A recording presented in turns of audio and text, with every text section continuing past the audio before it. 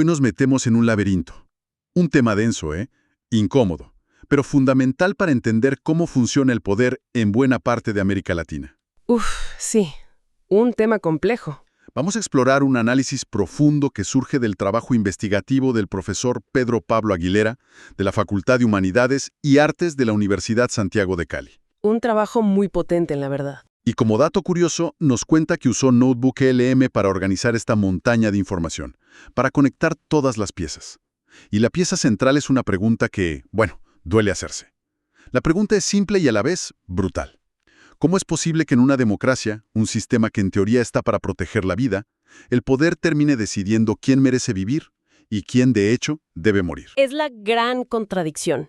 Para navegar estas aguas, vamos a usar dos conceptos que suenan a clase de universidad, pero que veremos que son el pan de cada día: biopolítica y necropolítica.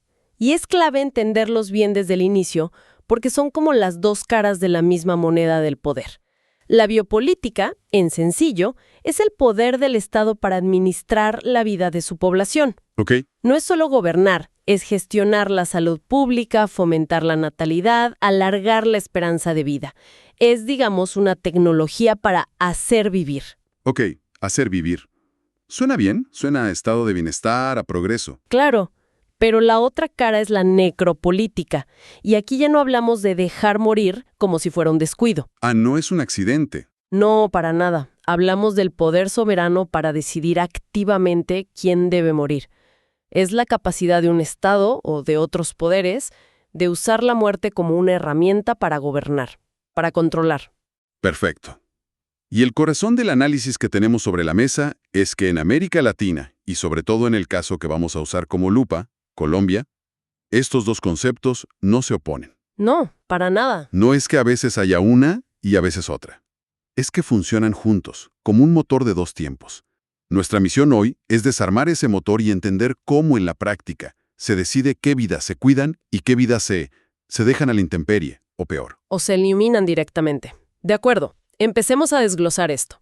Arranquemos por el lado que suena más amable, la biopolítica, el hacer vivir, el lado luminoso, digamos. Claro, uno piensa en campañas de vacunación, hospitales, seguridad social, la idea de que el Estado cuida de todos por igual. Pero el análisis dice que no funciona así, ¿verdad? Para nada, esa es la promesa, pero la realidad es muy distinta. El análisis lo describe como una biopolítica selectiva. Y aquí es muy potente la idea de la investigadora Ariadna Esteves. A ver. Ella dice que este sistema funciona a través de una jerarquización de la vida. Suena complejo, pero es algo que vemos todos los días. A ver si te sigo. Jerarquización de la vida suena a que, en la práctica, se crean ciudadanos de primera y de segunda. Unos cuya vida vale la pena proteger y otros cuya vida, importa menos. ¿Va por ahí? Exactamente por ahí. No es una jerarquía escrita en la ley, por supuesto. Claro. Es una jerarquía que se manifiesta en los presupuestos, en las prioridades, en las omisiones del Estado. Se decide dónde se construye un hospital y dónde no, qué comunidades reciben protección y cuáles son abandonadas a su suerte. Creo que todos podemos pensar en ejemplos, pero el que se menciona sobre la crisis sanitaria del 2020 al 2023 es demoledor porque lo vivimos en carne propia. Totalmente. El investigador M. González lo llamó necropolítica sanitaria, y es un término muy fuerte. Lo que quiere decir es que la respuesta a la pandemia no fue un simple fallo logístico. No fue una tragedia inevitable. Exacto. Fue la consecuencia directa de decisiones políticas previas. La falta de cama sucia en zonas rurales o barrios populares no fue una sorpresa. Era una condición estructural. Claro, no es que el virus discriminara, es que el sistema ya lo hacía por él. Precisamente. Pensemos en quienes podían quedarse en casa haciendo teletrabajo y quienes tenían que salir a la calle a diario para comer, exponiéndose. Sí, en transportes públicos, abarrotados. Todo eso demostró qué vidas se consideraban un excedente prescindible. Esa frase es durísima, excedente prescindible. O sea, no es que el sistema fallara por accidente, es que para el sistema la muerte de ciertas personas era una variable aceptable, un costo operativo. Así de crudo, Se sabía que las poblaciones más vulnerables iban a morir en mayor proporción y en la práctica se aceptó como un costo inevitable para mantener la economía a flote, La biopolítica nos mostró su verdadera cara. sin máscaras. Nos mostró a quienes realmente estaba diseñada para proteger. Y si el Estado se retira de su función de hacer vivir en ciertos lugares, me imagino que ese vacío se llena con algo, y ese algo, entiendo, es la necropolítica en su forma más pura. Exacto. El análisis se enfoca mucho en Colombia como el laboratorio de este fenómeno. Sí, se presenta como el caso de estudio por excelencia de esta dinámica. Lo que ocurre en Colombia y en otras partes es que en muchos territorios el poder no solo regula la vida, sino que se legitima y se mantiene produciendo la muerte. Vaya. Y esto ocurre en lo que el análisis llama un contexto de soberanías fragmentadas. ¿Qué significa eso? ¿Que no hay un solo poder que mande? Exacto. No es solo el gobierno central el que decide. En muchísimas regiones ese poder lo ejercen también grupos armados, redes criminales, élites locales, a veces en competencia y a veces en complicidad con agentes del mismo Estado. O sea, el poder de matar se descentraliza. Se descentraliza así, cada uno controla su feudo y aplica su propia ley. Y el ejemplo más escalofriante de esto que se menciona es el de las ejecuciones extrajudiciales. Se habla de una burocratización del exterminio. La idea de que matar se pueda convertir en un trámite, en un número, es algo que cuesta procesar. Es el punto donde la lógica se invierte por completo y se vuelve monstruosa. El trabajo de J. Ruiz sobre esto es clave. ¿Qué dice? Explica cómo la política de seguridad del Estado en un momento se transformó en una maquinaria donde la eficiencia se medía en número de bajas.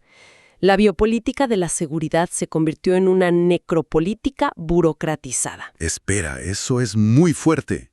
El análisis sugiere que un militar podía obtener un ascenso o un bono por presentar más muertes. Porque eso ya no es una falla, es un sistema con incentivos explícitos para matar. Así de crudo lo plantea. La muerte de jóvenes de barrios pobres, presentados falsamente como guerrilleros, no era un crimen que se buscaba ocultar.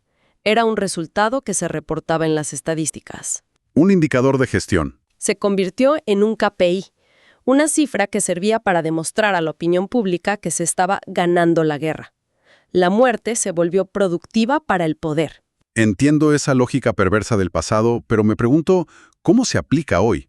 Porque si uno ve las noticias del Cauca o del Catatumbo en Colombia, por ejemplo, no parece que el objetivo del Estado sea exactamente la paz como la imaginamos. Es que según este análisis, el objetivo principal no es la paz si la entendemos como justicia social y ausencia de violencia. El objetivo es la pacificación. Suena parecido, pero no es lo mismo. Es lo opuesto. Pacificación en este contexto significa control territorial a cualquier costo. Y para lograr ese control, la violencia no es el enemigo a vencer, es una herramienta más de gestión. Se administra. No se busca eliminarla sino usarla. Exacto. Se usa para imponer un orden que beneficie a ciertos intereses. Y dentro de esa estrategia de pacificación hay un fenómeno que no para: el asesinato sistemático de líderes y lideresas sociales y ambientales. El análisis es muy claro. No son daños colaterales. Es algo deliberado. Totalmente. Se argumenta que estos asesinatos no son un subproducto del caos. No es violencia aleatoria. Son una técnica de gestión poblacional. Suena frío y calculador. Porque lo es. Pero ¿por qué específicamente ellos? ¿Por qué matar a una lideresa que defiende un río? ¿Qué los convierte en objetivo? Porque son la personificación de lo que podríamos llamar una resistencia biopolítica. Son zonas que defienden la vida en el territorio. El agua, la selva, la cultura. Organizan a sus comunidades para oponerse al avance de proyectos extractivistas, legales o ilegales. Se convierten en un obstáculo para la acumulación de capital. Justamente. Su asesinato entonces tiene un doble propósito. Elimina a la persona que lidera y sobre todo envía un mensaje de terror al resto de la comunidad. Es una forma de necropolítica quirúrgica. Ok, esto nos lleva al punto de síntesis. Si juntamos todas las piezas, la biopolítica que protege solo a algunos, la necropolítica que elimina a otros, ¿cómo es posible que un sistema que se llama democracia pueda coexistir con esto? Parece una contradicción insostenible, ¿no? Totalmente. Aquí es donde el análisis introduce el concepto final, que es muy gráfico y potente. Capitalismo gore. Un término de la pensadora Sayak Valencia. Capitalismo.gore. Suena a película de terror. Y no está lejos de serlo. Lo que define es un sistema donde la violencia extrema y la muerte no son una falla. Se convierten en un negocio, en una divisa. Una herramienta. Una herramienta fundamental para acumular capital y ejercer poder. La democracia formal sigue ahí. Hay elecciones, hay Congreso. Pero por debajo, en los territorios que importan por sus recursos, opera esta lógica. Revisando la tabla que incluye el documento, el contraste es brutal. A ver, en la dimensión de la población, para una parte el Estado ofrece políticas de salud. Para otra lo que hay es desplazamiento forzado, masacres, es el Dr. Jekyll y Mr. Hyde. Es una esquizofrenia deliberada. Y siga. Sí, con el territorio es idéntico. Para unos, desarrollo urbano, planificación. Para otros, sus territorios se convierten en zonas de guerra, en enclaves para el extractivismo armado, donde la ley del fusil es la que aplica. Exacto. Y finalmente, con el cuerpo para unos, derechos laborales. Para otros, sus cuerpos son objeto de desaparición forzada, de tortura, como formas de impartir terror y control social. Esa tabla resume a la perfección lo que se conoce como zonas de sacrificio. Son espacios geográficos, pero también humanos, donde el Estado de Derecho se suspende en la práctica. Se suspende para quienes estorban. Para las poblaciones que no se consideran productivas o que estorban los procesos de acumulación. En esas zonas, la vida humana pierde su valor y puede ser eliminada con casi total impunidad. Entonces, en resumen, si unimos las dos piezas, la conclusión de este análisis es demoledora. El conflicto y la violencia en muchos lugares de América Latina no son una falla del sistema democrático. No son una anomalía. Son, de hecho, una de sus principales herramientas de gobierno. El poder real se ejerce a través de la capacidad de administrar quién vive bien y sobre todo de decidir quiénes quedan expuestos a una muerte prematura. Y eso nos deja con la reflexión final que plantea todo este trabajo, que es una pregunta tan importante como difícil. Si esta es la realidad, si el sistema funciona así, ¿qué hacemos? Claro, para transitar hacia una democracia que sea real y no solo un cascarón, lo primero es darle la vuelta a esa lógica de las vidas desechables. Y la pregunta que queda flotando es, ¿cómo sería una política que no parta de esa jerarquía? Una política que parta del reconocimiento de que todas las vidas están conectadas. y son sagradas. ¿Cómo se construye un Estado que se dedique a cuidar la vida, en todas sus formas, en lugar de administrar la muerte? Una pregunta que nos deja pensando y mucho. Este análisis tan profundo se basó en el trabajo investigativo del profesor Pedro Pablo Aguilera de la Universidad Santiago de Cali. Un trabajo que vale la pena explorar a fondo. Totalmente. Y para quienes quieran seguir explorando estas y otras ideas, les hacemos una invitación especial a visitar el canal de YouTube Cursos y Diálogos, donde encontrarán más trabajos y conversaciones como esta. Gracias por acompañarnos en este viaje